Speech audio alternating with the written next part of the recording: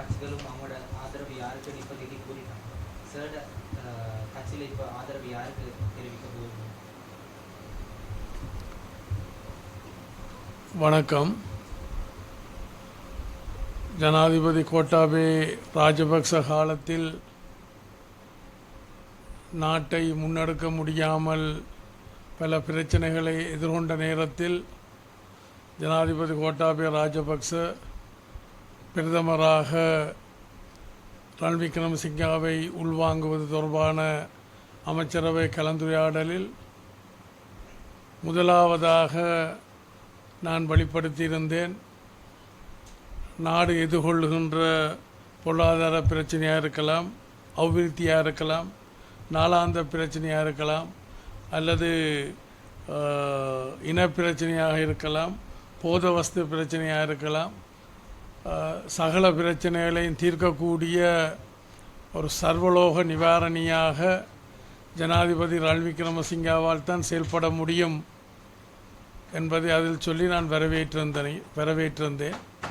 அதுபோல் நாடாளுமன்றத்தில் ஜனாதிபதி நேற்றைக்கல்ல ஆரம்பத்திலிருந்து நான் அவரால் தான் முடியும் என்பதை என்னுடைய அந்த முடிவு சரியானது என்பதை உங்களுக்கு தெரியும். இந்த நாட்டை அவர் பொருட்படுத்த பொழுது நாடு இருந்த நிலைமை பொருளாதார ரீதியாக ஆதார பாதாளத்தை நோக்கி விழுந்து கொண்டிருந்தது.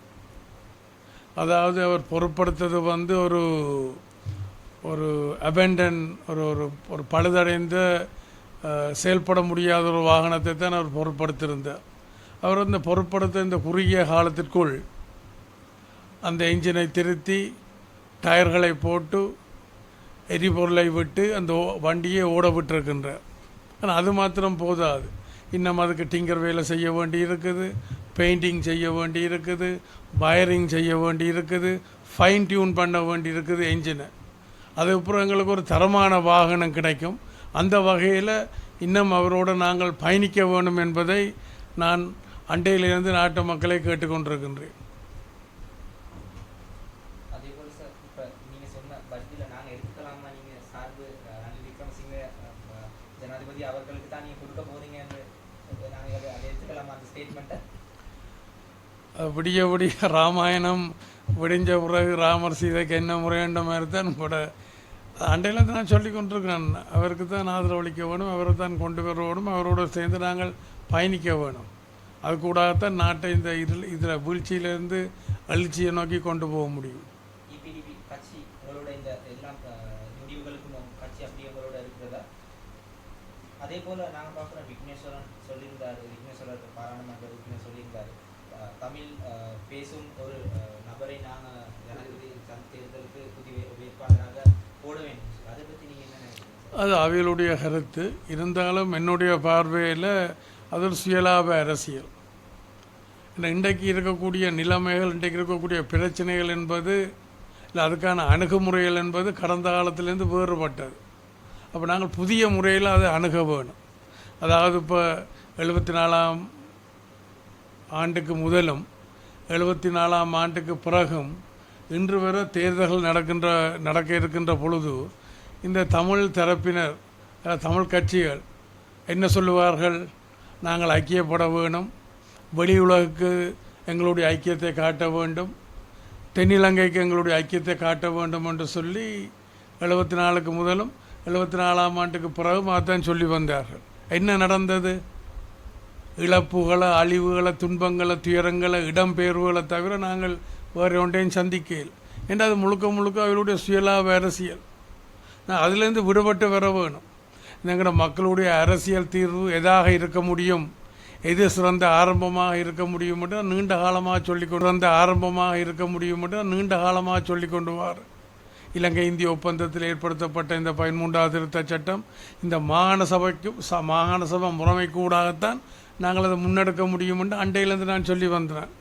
பண்டைக்கு இவியலெல்லாம் பிரபாகரனோடு சேர்ந்து துரோகத்தனம் அதில் ஒன்றுமில்லை என்று சொன்னவை, அன்றைக்கு எதிர்த்தவை. இன்றைக்கு வாய்க்கில் முணுமுணுக்கினோம். அப்போ அன்றைக்கு எதிர்க்கேக்கலையும் அவையிட்ட உண்மைத்தன்மை இருக்க இல்லை, இன்றைக்கு ஆதரிக்கலையும் அவையிட்ட உண்மைத்தன்மை இருக்க இல்லை. அதுலேருந்து விடுபட்டு வழியால் வர வேணும். அவர்கள் ஒவ்வொருத்தரும் தனித்தனி கட்சி தங்களுடைய கொள்கைகளை மக்களுடைய கணிப்புக்கு விட்டு அதன் பிறகு தேர்தலுக்கு பிறகு தான் அவள் ஐக்கியப்படுறது தான் ஆரோக்கியமாக இருக்குமே ஒழிய தேர்தலுக்கு முதல் ஒரு பொய்மைக்காண்டி ஒரு புரட்டு சொல்லி அல்ல சுயலாபத்துக்காக வாக்குகளை அபகரித்த பிறகு திருப்பியும் அவியல் பிரிஞ்சு போயிடும். பிரச்சனைகளை தீரா பிரச்சனையாக வச்சிருக்கணும். அதை வேண்டாமன்ற. அதேபோல இப்போ ஜனாதிபதி அரசியல் கட்சிகளிடம் பேச்சுவார்த்தை நடத்தி கொண்டிருக்கிறார். இப்பொழுது உங்கள் கட்சி சார்பாக எந்த தமிழ் பிரச்சனை சம்பந்தமாக நீங்கள் கோரிக்கைகள் வச்சிருக்கீங்க? நான் புதுக்கொண்டும் வைக்க இல்லை. நாங்கள் நியாயமானதாக யதார்த்தமாக நான் திரும்பி கொழும்புக்கு போராட்டம் உங்களுக்கு தெரியும். நான் ஆயுத போராட்டத்தினுடைய ஒரு ஆரம்ப போராளிகள் ஒரு ஆள். அந்த போராட்டத்தை இலங்கை இந்திய ஒப்பந்தத்தோடு அதை கையை விட்டு மத்தியில் கூட்டாட்சி மாநிலத்தில் சுயாட்சி என்ற அரசியல் இலக்கை முன்வைச்சு அதை நோக்கி எங்களுடைய வேலை திட்டமாக தேசிய நீரோட்டத்தில் கலந்து கொள்வது, நாடாளுமன்ற ஜனநாயகத்துக்கு ஊடாக தேசிய நல்லிணக்கத்தையும் சேர்த்து கொண்டு போகிறதுக்கு ஊடாகத்தான் நாங்கள் எங்களுடைய பிரச்சனைகளை தீர்க்கலாம் என்ற நம்பிக்கையோடு முன்வைச்சு வந்தது. ஆனால் அன்றைக்கு பிரபாகரனுடைய தலைமையில் இருந்த ஏனைய சக தமிழ் கட்சிகளும் பிரபாகரன் மேலே இருக்கக்கூடிய உயிர் பயம் காரணமாக இல்லை பிரபாகரனுடைய அரசியல் பயம் காரணமாக இதற்கு மாறான கருத்துக்களை தான் முன்வைத்தது. என்ன நடந்தது? இன்றைக்கு எல்லாம் அழிஞ்சு போச்சு. அப்படியே நாங்கள் முதல் இருக்கிறத பாதுகாக்க வேணும், அதுலேருந்து முன்னோக்கி போக வேணும். அப்போ வர இருக்கிற சந்தர்ப்பங்களில் உலகால அனுபவங்களையும் தொகுத்தெடுத்த மக்கள் வருங்காலங்களில் எனக்கு கூடின வாக்குகளையும் கூடின ஆசனங்களையும் தருவார்களாக இருந்தால் எங்களோட மக்கள் எதிர்கொண்டு வருகின்ற பிரச்சனைகளை என்னால் இலவாக தீர்க்க முடியும் என்று நம்புகிறேன். அன்றைக்கு நாங்கள் ஆயுதம் தூக்கினாங்கள், ஆயுத பலத்துக்கு கூடாக பிரச்சனைகளை தீர்க்கலாம். ஆனால் ஆயுத போராட்டம் என்பது இடையில் திசை திரும்பி பலவீனப்பட்டுட்டு சகோதர படுகொலைகள் அல்ல இயக்கங்களுக்கு இடையில் ஏற்பட்ட பிரச்சனைகள், இயக்கங்களுக்கு உள்ளே ஏற்பட்ட பிரச்சனைகளை தீர்த்து கொண்ட வன்முறை, அதால் எங்களோட போராட்டம் பலவீனப்பட்டு திசை திரும்புகிற நேரத்தில் இலங்கை இந்திய ஒப்பந்தம் என்ற ஒரு பொன்னான வாய்ப்பு கிடச்சி அதுலேருந்து நாங்கள் முன்னோக்கி போக வேணும். ஆனால் துரவஸ்திரவசமாக சகுடன் காதில் ஊதின சங்கு மாதிரி அதை யாரும் பொருட்படுத்தலை. அதால் நாங்கள் அனுபவித்து கொண்டோம். நாங்கள் அந்த பட்டறிவு அதிலேருந்து நாங்கள் வெளியில் வந்து நான் சொன்ன வழிமுறையை முன்னெடுப்பினமாக இருந்தால் நிச்சயம் விரைவாக ஒரு கௌரவமான ஒளிமயமான ஒரு சூழலை நாங்கள் இந்த நாட்டு மக்களுக்கு உருவாக்கலாம் என்று நான் நம்புகிறேன். அதே போல வடக்கு கிழக்கில் தமிழ் பேசும் மக்கள் எதிர்பார்க்கிறது 13வது அரசியல் தீர்வு திட்டம். அது கிடைக்குமா ஜனாதிபதி திருப்பி? ஏன் அதுதான் எங்கள் அரசியல் ஜாப்பில் இருக்கு. ஏன் கிடைக்குமா கிடைக்காதான்றது காப்போத்தலா அரைப்போத்தலா முக்காப்போத்தலான்றலாம் அது தேவையில்லை. அது எங்களுடைய அரசியல் ஜாப்பில் இருக்குது. அது எங்களோட உரிமை. அதை நாங்கள் செய்விக்க வேணும்.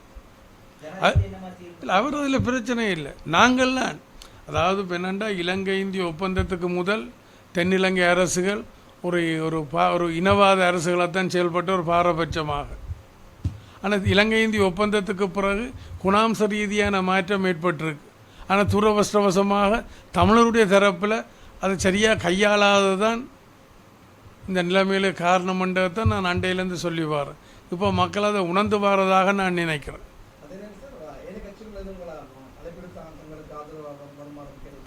சுட்ட மண்ணும் பச்சை மண்ணும் ஒட்டாது தானே. ஏன்னா அவர்களுடைய பாருங்க, இப்போ நானும் இந்த இந்த 90ஆம் ஆண்டில் இருந்து முதல்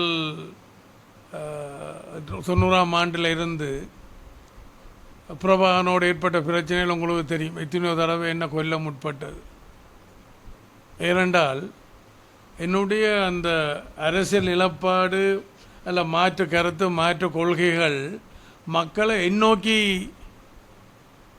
மக்களை அணிதிரண்டு வரைக்கில் அவர்கள் அதை விரும்பாமல் என்மேல் ஒரு பக்கம் சேறு பூசினது, இன்னொரு பக்கம் என்ன கொல்ல முற்பட்டது. ரெண்டும் சாத்தியம் இல்லாமல் போயிட்டுது. சேறு பூசினாக்களும் இன்றைக்கு அடிபட்டு போய் பிதுங்கி போயிருக்கணும். இன்றைக்கு நான் அதே இதோடு தொடர்ந்து இருக்கிறேன். அப்போ வரலாறு என்னுடைய இதுகளை நானும் அவர்களை மாதிரி சேர்ந்து போயிருக்கலாம். இது அரசியல் என்ன பிரபான் மேலே இருக்கக்கூடிய உயிர் பயம் காரணமாக, பிரபானால் இருக்கக்கூடிய உயிர் பயம் காரணமாக, இல்லை பிரபானுடைய அரசியல் பயம் காரணமாக நான் அவைகளுக்கும் வக்காலத்து வாங்கியிருக்கலாம். புலியிட வாழை பிடிச்சா அவங்களுக்கு தெரியும், பிடிச்சவனும் இருக்க முடியாது, விடவும் முடியாது. ரெண்டும் விட்டால் என்ன நடக்குமென்று உங்களுக்கு தெரியும். நான் ஒரு நியாயமான இதைத்தான் முன் வச்சு வந்திருக்கிறேன். நான் நினைக்கிறேன் இந்த வர இருக்கிற ஜனாதிபதி தேர்தலில், அதுக்கு பிறகு வர இருக்கிற நாடாளுமன்ற தேர்தலில் மக்கள் சரியான வழிமுறைக்கு வருவினோம்னு நான் நம்புகிறேன். நான் முதல்ல சொன்னது போல் ஒரு ஓட முடியாத பழுதடைந்து இந்த ஒரு வாகனத்தை தான் பொருட்படுத்தியிருக்கிறார். எங்களுக்கு நல்ல ஒரு வாகனம் தேவை. அந்த வகையில் அந்த வாகனத்தை திருத்தி வண்டியை அவர் ஓடிக்கொண்டிருக்கிறார். இன்னும் அதை திருத்த வேண்டி இருக்குது. அவர் எல்லாரையும் இறுதி பயணத்தை நோக்கி, அதாவது ஒரு நாட்டினுடைய முன்னேற்றம் கருதி, அதாவது வீழ்ச்சியில் இருந்து எழுச்சியை நோக்கி போகிற அந்த பயணத்திற்கு எல்லாரையும் தன்னோட அணிதிரண்டு பேரை சொல்லி கேட்குறார். இப்போ எல்லோரும் மாதிரி அந்த வாகனத்தில் பயணம் செய்யலாம், சேர்ந்து செயல்படலாம்.